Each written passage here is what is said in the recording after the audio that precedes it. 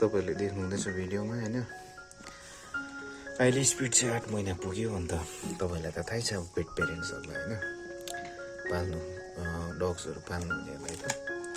यिनीहरु यति बेलाको एजमा चाहिँ यिनीहरु अलिकति सानो एजमा चाहिँ काठहरु टोक्ने चप्पलहरु खाइदिने सोफाहरु खाइदिने तारहरु टोक्दिने हुन्छ हैन यिनीहरुको गम्स चिलाउँछ नि त दाँत चिलाउँछ किनभने दाँत बढ्ने उमेरमा चाहिँ यिनीहरुको दाँतहरु फेरिन्छ नि त हो यिनीहरु दुधे दाँत झरेर चाहिँ अर्को दाँत आउँछ है अनि यिनीहरुलाई अब त्यो गम्सहरु चिलाएर पनि होला यिनीहरुले सायद त्यसो गरेको अनि म चाहिँ बजारतिरबाट लिएको छालाको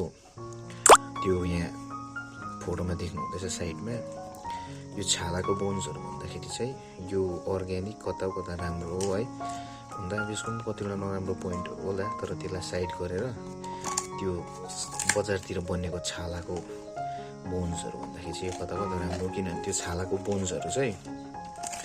तपाईको स्किनको हुन्छ है छालाको बनिएको हुन्छ त्यसले चाहिँ ब्लोटिङहरु हुने ग्यासहरु हुने इन्डाइजेसन हुने प्रब्लमहरु हुन्छ हो डग्सहरुमा त्यसले गर्दाखेरि चाहिँ त्यो भन्दा राम्रो चाहिँ कि त उखु कि त छुर्पी हुन्छ हैन छुर्पी तपाईहरुले अब